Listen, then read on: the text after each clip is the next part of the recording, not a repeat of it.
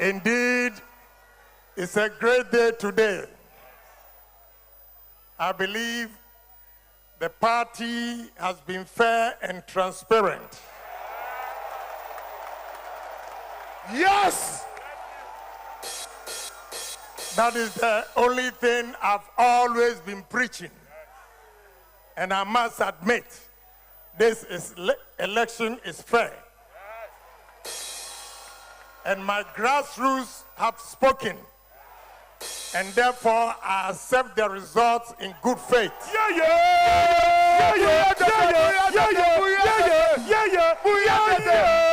DJ Sky.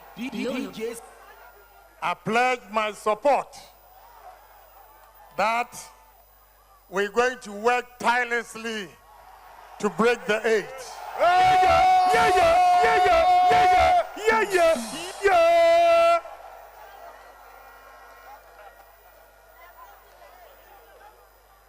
So, party members that we are here, we should put everything behind us and let's unite this party.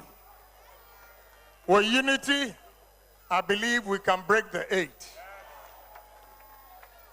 And that is all I've been preaching for. So I congratulate the Elections Committee, the Police Department, Electoral Commission, and the party members for the commitment you've shown for peace. All of us here tonight are witnesses to a very historic event. For 16 good years, the face of our president, Nana Addo Dankwa Akufo-Addo, has represented the image of the new patriotic party. The time has come to change the baton, and the party has made a firm decision to bring in the Vice President, Dr. Mahmoud BAWUMIA. It is a very incisive decision that has been taken today. So from today, we are going to see a new face. I'm very confident that having worked with the Vice President on all the major institutions of the government for 6 years, that he will lead us to victory come next year, 2024.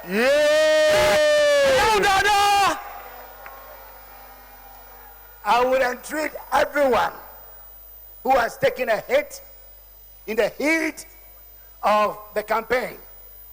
Let's bury all those and pretend that they never happened.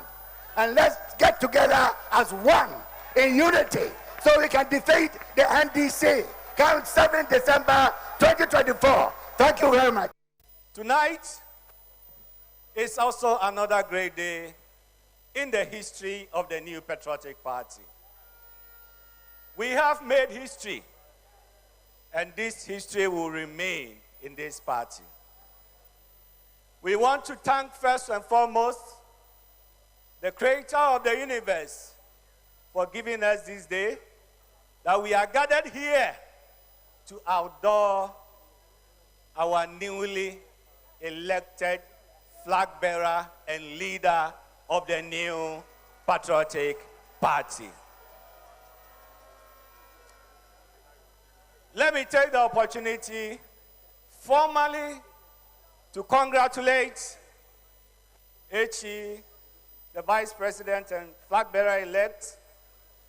Earlier on, I placed a telephone conversation with him, and then I conceded to him and congratulated him for the marvelous work that he has done to achieve this history. The task is over. The battle ahead is to secure the victory of 2024. And so I also want to thank the rank and file of the party and all delegates for making the presidential primaries today a successful one. Together, we have to prosecute this agenda. And I can... Now let us join together. I am determined to work with all of them and all our supporters to achieve the party's ambition of breaking the eight. That ambition requires the participation of all the aspirants, including my good friend, Honorable Kennedy Ohene Ejepong,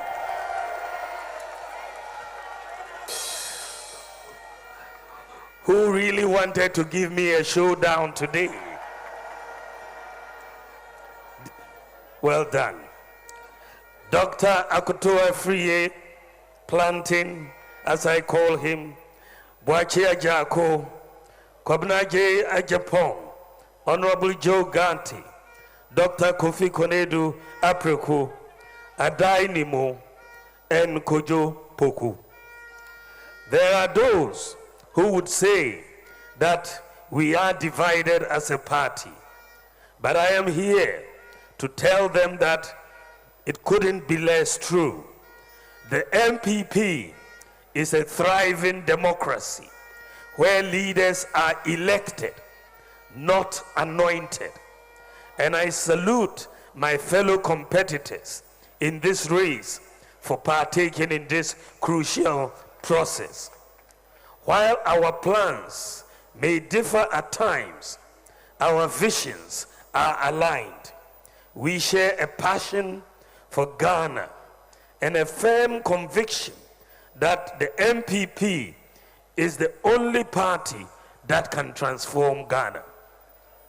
The new patriotic party will enter 2024 united and energized. We are ready to make a strong and convincing case for another term in office with a fresh mandate and a new leader.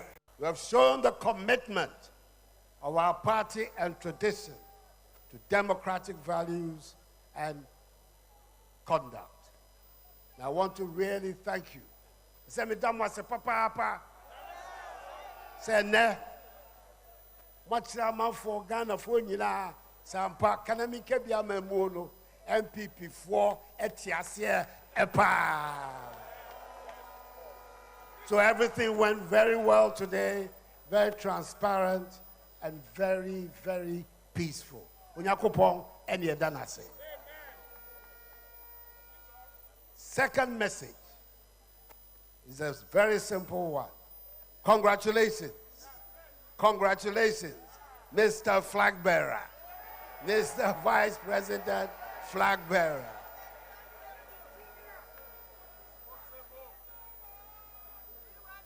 "16 years of work for the party in opposition and in government has been rewarded by the party with this leadership that has been conferred upon you. I'm confident that Mamadou BAWUMIA will be able to unite this party with the assistance of Kennedy Ohene Ejepong, the assistance of Owusu-Efriye Akoto, Adenimo, and all the other contestants, and provide us the strong leadership that will take on the NDC in 2024 and inflict a third successive defeat on John Dramani Mahama.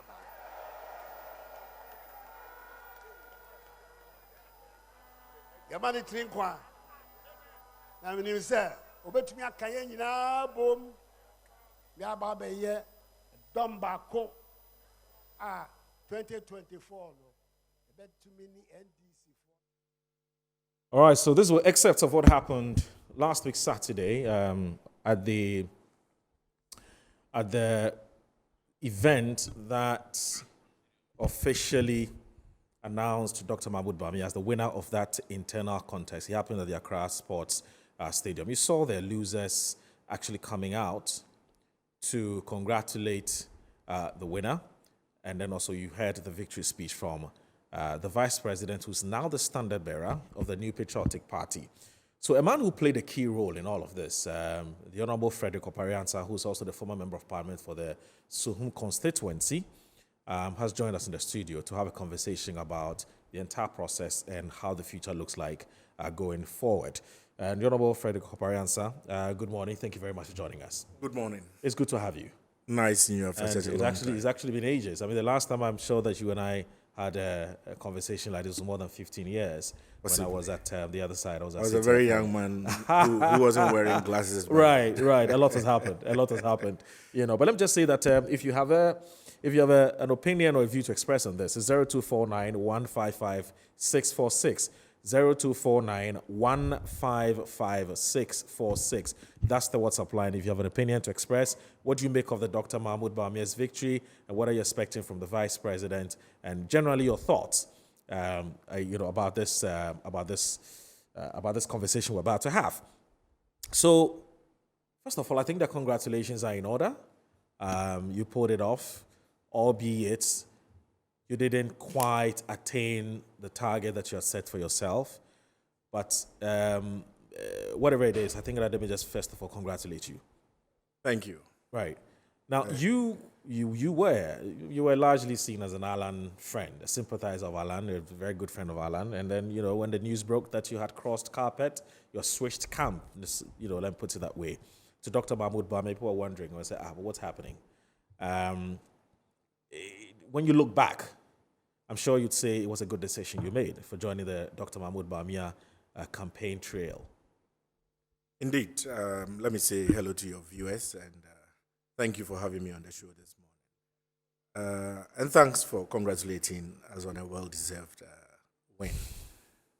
I've made decisions in my life politically. And I believe my decision to switch camp from the Alan side to the Dr. Bawumia side back in October last year was a good one, as we can all see today, for two reasons. First, for the win, and secondly, for remaining in NPP.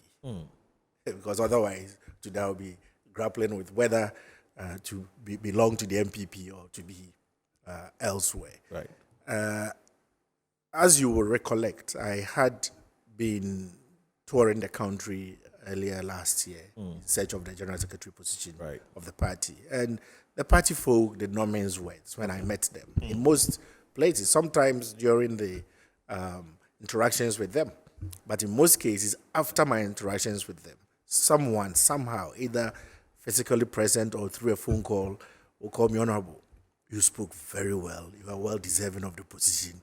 But we tell you, we know where you belong to in this party. And we are telling you, we've already decided that we're going to go with Dr. Bawumia. Okay. But because of where we know you are, although when we asked you during the meeting, you said you don't support any of the presidential candidates. But we know you're a politician. We know where you stand. So it was clear after the elections that the mood of the party was swinging towards Dr. Bawumia. And this caused me to pause and to analyze the candidates at part to see what they bring on board. What is it that they have which is causing the party's base to swing so heavily towards Dr. Mahmoud Bawumia's favor?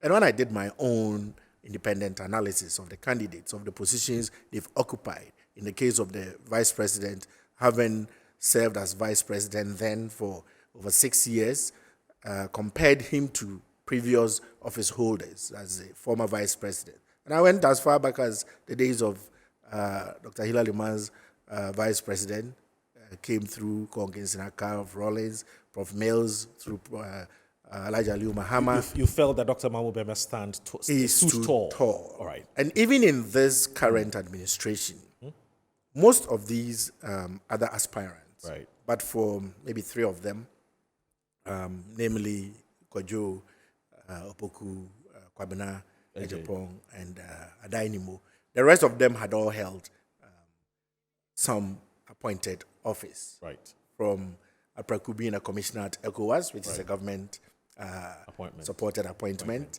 through Alan as Minister for Trade, to Ken, a Member of Parliament, and holding a board chair at Ghana Gas, and so many other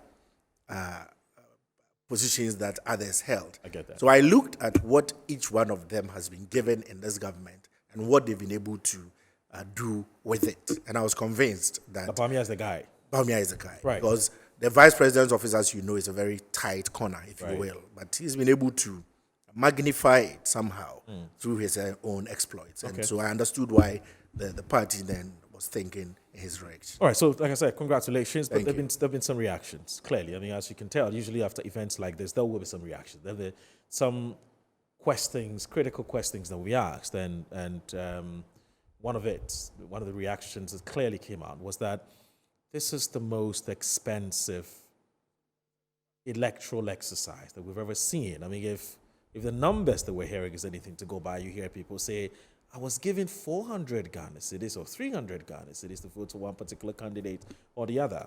Now, if you take those who are saying that the vice president's campaign gave them 400 Ghana cedis, then you're looking at close to about 100 million Ghana cedis. How do you respond to this? Is it the case that the vice president doled out 400 Ghana cedis to delegates to vote for him? I would say that for all elections that I have been to, you are always trying to be supportive of the delegates. Not in a sense that would say you are buying their conscience or buying their vote, Right. but in recognition of what they have to go through to be able to even access the voting points. When we are voting in the general elections, the country itself spends money to take the ballot boxes as close to people's doorstep As possible. as possible. And that is on the national budget. Right. NPP as a party does not have that kind of resource to be able to say that we would send a ballot box to every polling station in this country, Right. close to about 40,000 of them, and bear the cost of the Electoral Commission deploying about 5 persons per polling station, and then the party itself deploying its own election supervision apparatus. I mean, the party can't handle that. And so you have a constituency which has, let's say, an average of 200 polling stations. Having all, and some constituencies have quite well over 200. Omekwabenya, the biggest constituency, has about 350 something plus polling stations. And you bring all of them to one center. Normally, these people, because they are walking from their homes just to a polling station to vote, nobody thinks about the cost of that person, okay? But when you aggregate all the people from across a constituency to one center, and I'll tell you what, take for instance, the Bosome Freho constituency. They share a border with, it's in Ashanti region. They share a border with Kojo Ponkroma's Ofansa Iribi. And on that side, where they share the border, sometimes to access the constituency capital at Esiwa, they will have to go through New Edubiasi. We are still a developing country. Right. Our infrastructure is still developing. Okay? They will have to go through New Edubiasi and come through the Formina enclave before they can access here. If you go to Afram Plains, Same. people from the Juaf Island and other islands thereabouts. In fact, some will have to come and sleep the day before. And if the elections are not over quickly, they will have to sleep again and leave on Sunday because of the nature of the terrain. I can name... You can go on and on and on. On and on. With Even my examples. own constituency, Suhum, if somebody from, say, Afransu Dedewa is coming to vote in Suhum town, if they are not lucky, they'll have to take a motor from Dedewa to Asari Krum, take another bike from Asari Krum to Akrabo before they can join a vehicle to come to. So mobility is a big challenge. Mobility is a big challenge. So you have to There is facilitate a cost it. to that mobility. Okay, somebody has to fund that cost. The route I just described, Sure.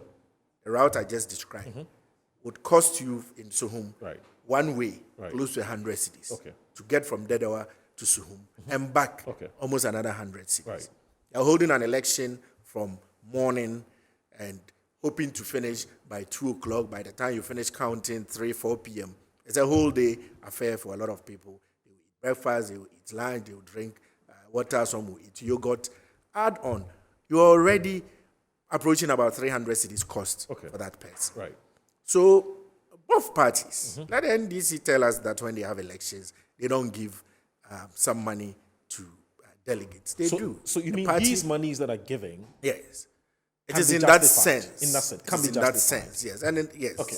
It is in that sense, not because somebody feels that a delegate is worth 300 cities or 400 cities to go and buy them. Right. No. And you usually generalize it because you look at, if you will, the worst case that would cause someone to go and cast their I get that. In fact, there's a whole conversation on party campaign financing, but that's not why you're here. I'm just saying that these are some of the reactions that have come so far. The other reactions that have come is that this is the most uninspiring, low-quality personalities that the NPP has paraded. If you compare to 2014, 2010, 2008, and so on and so forth, in terms of the quality of the personalities that,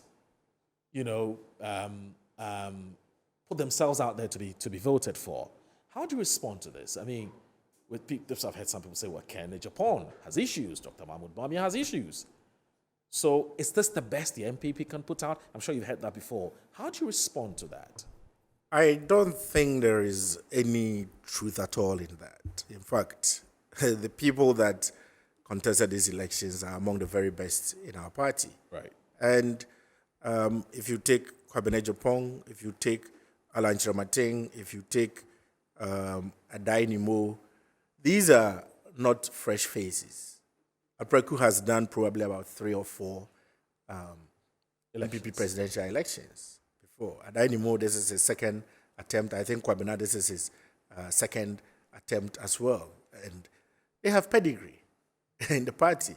Kwabena Japan is a former general secretary of our party, former presidential staffer. He's been there. He's been through the thick and thin with the party. He's been there in all the phases of the party. Right. Okay? You know, when we started the 1992 politics, a lot of the people who got thrown into the fray were people who either through academia or through the struggles have made names for themselves. And so we kind of looked at them in a different light. They wouldn't have been at the forefront of the country's political space for us to have associated certain things with them. And so you looked at them one way as maybe saints, let me put it that way, and at the same time as very strong stalwarts. But because the current crop of people have had to be at the forefront of politics for decades, we seem to look at some issues they've had probably in the past to try and diminish their standing in the party with that. But I don't think that it diminishes them in any way at all. If anything, it goes to show how strong they've been built politically. But they are among the very best in the party. You gave yourself a target of 75% at the very least. In fact, the polls that came before the elections that pegged the vice president around 58% thereabout, and there were some that came and pegged the vice president's victory margin by 85%. And the reaction from persons like Samiu, who is also a key member of the campaign, was like any polls that puts the vice president below 75% cannot be credible. It's a very problematic poll. And now you have 61%. Have you started taking stock of what could have possibly gone wrong? Because that's not what you expected. Yes, it's 1. And you can say he's gone past the 50% plus 1, which is the most important. 61% is good enough. But that's not what the targets you gave yourself. Would you say you have failed the vice president? I think the vice president's vote is significantly impressive, is what I would say. Okay. I've heard some arguments from the side of the NDC trying to belittle his victory because they think and expect that the polling results should have reflected in the actual results. But that is what it is. It's polling. If you approach me But in you Ghana, had the same expectations, didn't you? not did not your own necessarily. internal polls. Not necessarily. If you ask people that I spoke to internally, I placed us between 60-65. And Really? he'll tell you. You did? Call Dr. Alolo, he will tell You're you. probably one how do you call it, the only stranger in Jerusalem, because Not everybody was really. saying, Oh, we all at had. the very least, We all had. 75%. But going into elections, Okay. people sometimes also take the polls that have come to strengthen their faith in what Right. they are doing. Okay. And use that also to edge on their base. Right. To know that, listen, this is where we are heading. And there's nothing wrong. If you're going to I mean, write it's a an certain exam. psychological effect. Yes, if you're going to write an exam and you set your target, I want to have an A. I want to have an A plus. I want to get 85, 90, 95. It comes, you did 75, 70. There's nothing wrong with that. It means you set yourself a target, But on what but you basis? still did well. But on what basis were you expecting that 60 to 65%? There must be a reason why you felt the 65% was what the vice president deserved. Because I had gone around the country. Okay. Again, and I'm Different, sensitive. different shades of opinion. Yes, I had listened to the delegates. I had listened to general population opinion, which also has an effect on the delegates. And I would say that it was also achievable, but there were also factors which were creeping in terms of the campaign rhetoric. Right. Okay, I have audio that people called me a day before. Oh, we were expecting that we had we would be getting about 2,000 CDs or 1,000 CDs, and we are hearing it's only this side is 300, this side is 400. What is happening? Oh, we are two disasters for this one, they won't even go and vote. Okay, all these things have an effect on the way The voting. people are.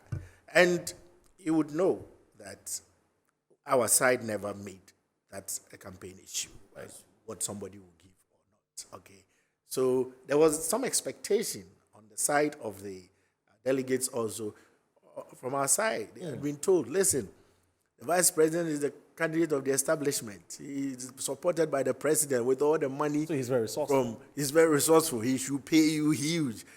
When that doesn't happen, clearly, if you were a delegate, I'm sure You get upset. you get upset. You know that kind of thing. To wait, I wouldn't vote for him if he's not giving me this much because I have been giving the impression that I'm going to receive a huge. But in itself, it's a trapping. I'm happy we got what we got, and we didn't fall for the trapping of going to have to look for resources to make that Franklin kind of Kujo says that if you don't get anything, at the very least 68%, it's just not possible to win the general elections because you need a certain quantum of votes to be able to state emphatically that you have a grip, solid grip, full grip of your own party. If you don't have that, then you have a problem. Do you agree with him? I don't agree with him. Yeah? Why?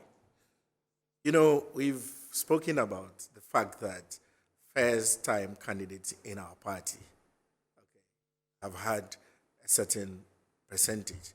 Don't forget when Anado had the 47% at Legon Right. in 2008. Right. He still won the first round of the election. Right. He beat Professor Mills.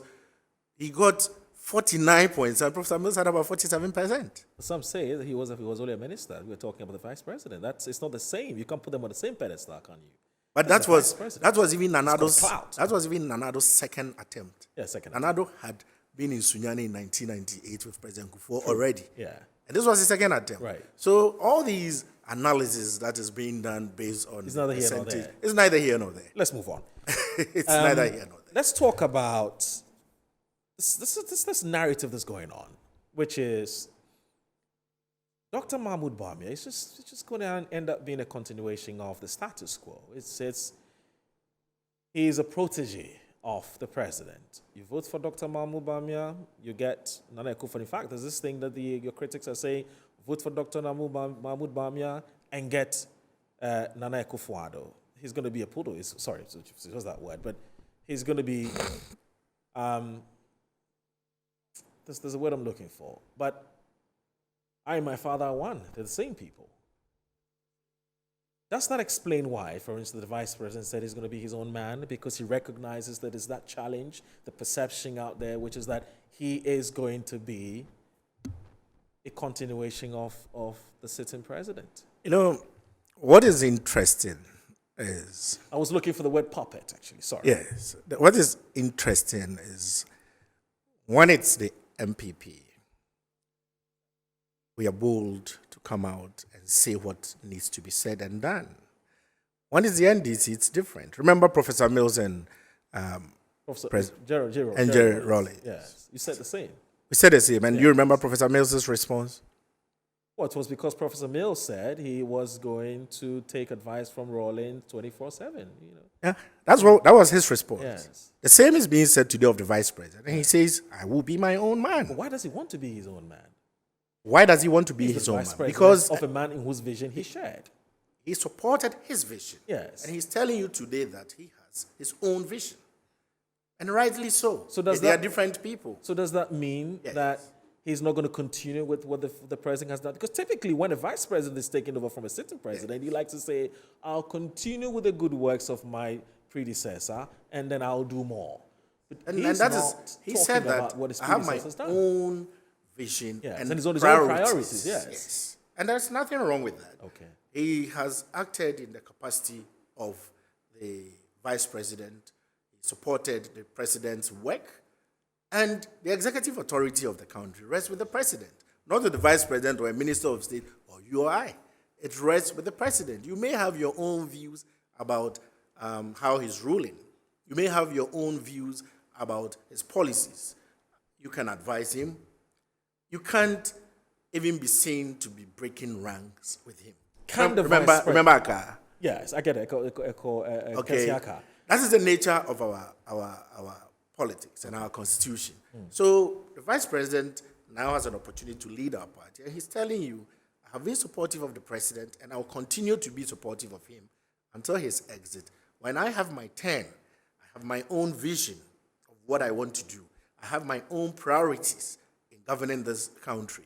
And he has said this whilst he's still vice president to the You president. don't agree with those who say in a subtle way he's trying to dissociate himself from the president because he's not himself very proud of what Akufo-Addo There has is done. nothing You don't wrong. think so? And we can always have that conversation.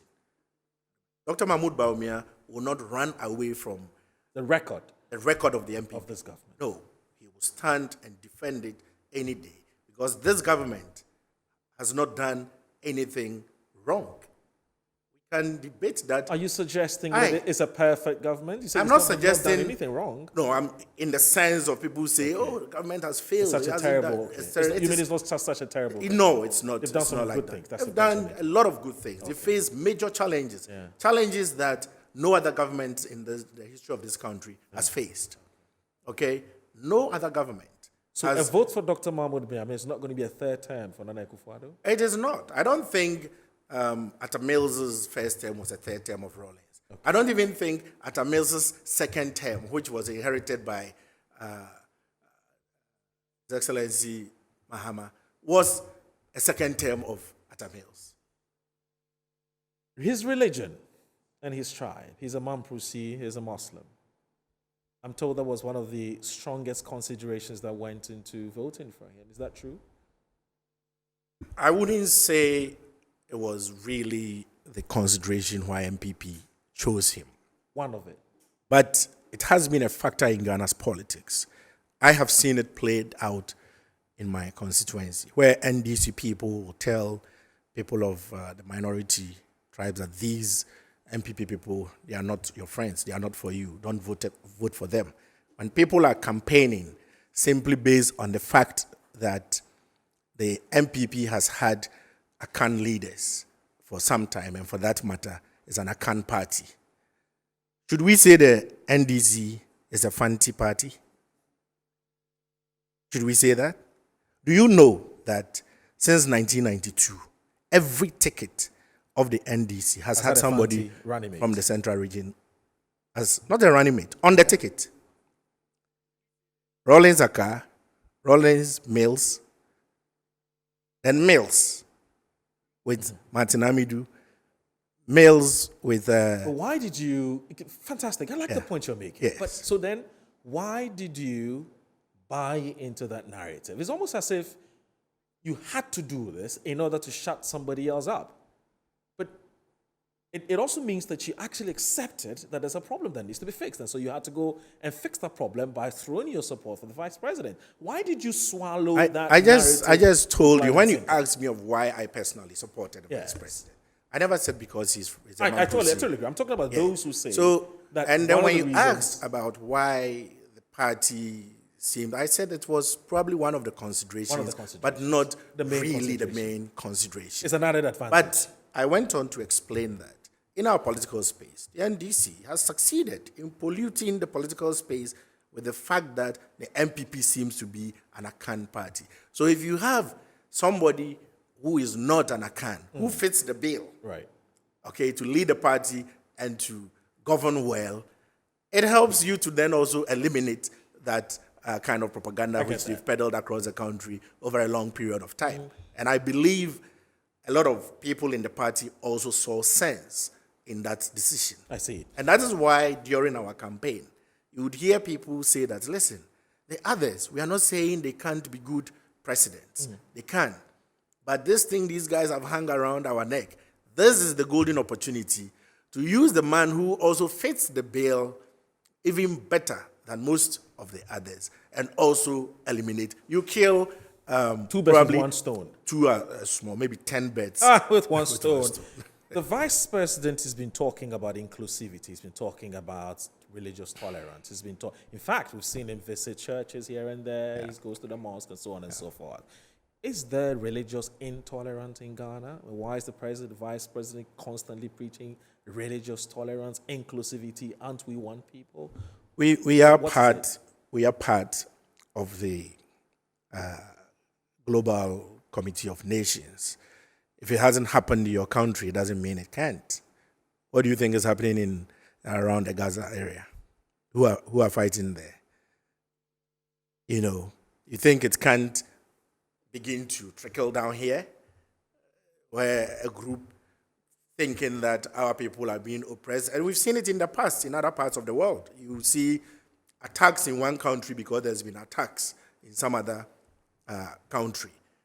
Okay, so if he talks about us having to to have inclusivity, and I don't think also that he will be the only president or vice president or a leader of this political party who would have spoken about bringing inclusivity and tolerance in terms of religious diversity or ethnic diversity. It is something that we all do talk about. Okay. But the fact that he's coming from one, inside our party, a minority group, and nationally from a minority religious section, when he talks about all of us having to be able to unite and be inclusive in what we do, it even gives better meaning coming from somebody like him. I see. Does the vice president is fully aware of the economic standing or the economic situation we find ourselves in, and how some have said he has a 170 questions to answer, questions that he asked the former vice president, that's Emisa Atta. How is he going to reconcile some of the things that he said in the past against what we are experiencing as Ghanaians? And we're not talking economics, we're talking about the economy in terms of what we're feeling in our pockets. Is he ready to address Ghanaians, to explain why the economy hasn't gone the way he probably would have expected? Certainly. Okay. He's ready. And he has been talking about it already. We just have to listen. Right. And I would say, I said earlier that he never would run away from the reality of the day. Anytime he's had opportunity. Is that going to be a challenge? Does that give him sleepless nights? The fact I that I don't think so at all. We just, as a people, have to be truthful to ourselves. Okay, Ghana again is not an island in the world.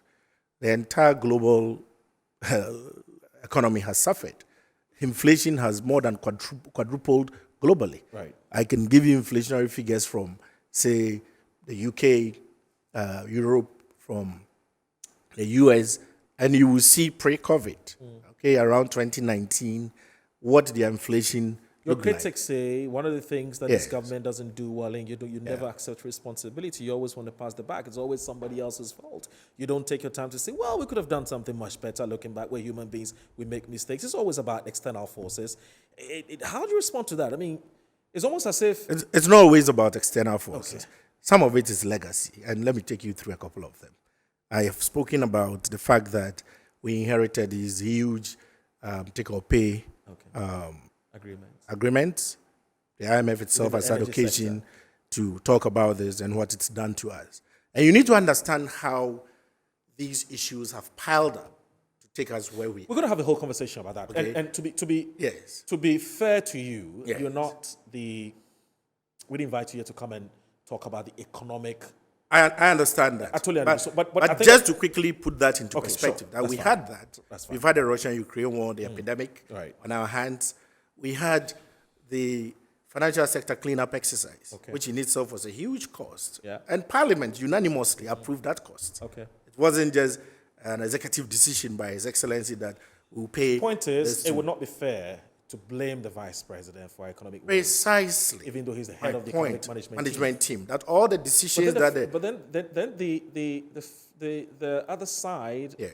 of the issue. I mean, if you want to flip the coin, I mean, if the economy was doing well, you would tell us that we've had this one of the best vice presidents we've had, haven't you? But we haven't said that. It's a collective thing that the presidency and the government have been working towards. All right. And we had, from 2017, we had a very good steady growth up until about 2020, 2021. Nobody came and said that it was the vice COVID president and Russia-Ukraine struck. until that. And then the one important thing which everybody overlooks was the way the e-levy passage went. Delayed. Yes. Okay. It was a major indicator to investors as to what was happening within our governance I system. have As three to more our questions for you capacity. before you take leave of us, because it's meant to be As to our capacity to even mobilize revenues to meet our obligations. became a challenge. You know. Now let's talk about the meeting you had with the Honorable Ken Japan. Just briefly, I'm told that the Vice President was in Kent's residence to have a meeting with him. And a Daily Guide, it was a front page. I'm told it wasn't something that the Vice President actually wanted it to go public, but it was out there. When you look at the way that particular meeting went, would you say that it's been productive? Do you get the sense? Because the Ken factor, a lot of said, is something that is critical. Somebody's polled 37%. This is somebody you certainly and definitely cannot rule out. How are you managing the Ken factor? I have said that if anybody even takes away a 1% vote from our party, it could be disastrous for us. Right. And so it is not just a Ken factor. It is an important factor to ensure that we can bring on board all the other aspirants who are willing and able to come on board. So this exercise that the Vice President is undertaking is not just an exercise to talk to Ken. I know meetings are scheduled for other aspirants as well that he will be visiting and having a chat with.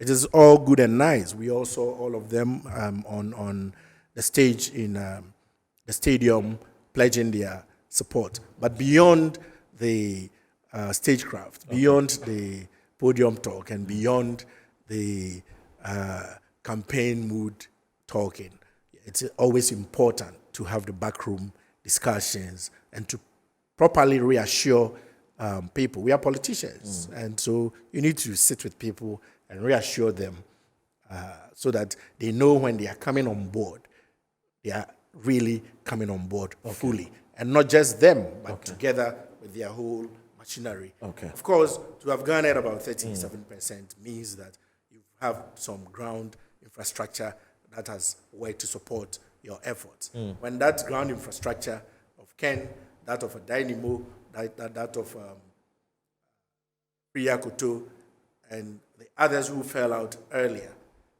Japan, Apreku, and Joe Opoku, Joe Gatti, and the rest. If all of them bring their ground infrastructure together to support Dr. Mahmoud Bawumia's effort, I'm confident. And when they are on board truly and fully and properly, defeating Mahama would be just like that. It's a small thing. It's not a difficult thing. So the efforts of the Vice President at truly uniting our party must be commended. Okay. All right. Do you intend to continue? Would you give up on Alan? Have you given up on Alan? Alan Would you Chairman intend Ting. to speak to Alan Chairman Ting? Well, that's That not you my don't know. decision. The running it's mate. not for me to say. That's fine. The running mate slot is under grabs. So just my final question to you. And there's been intense lobbying. We've seen an array of names, going making the rounds. I haven't seen your name yet. Why? You're more than qualified.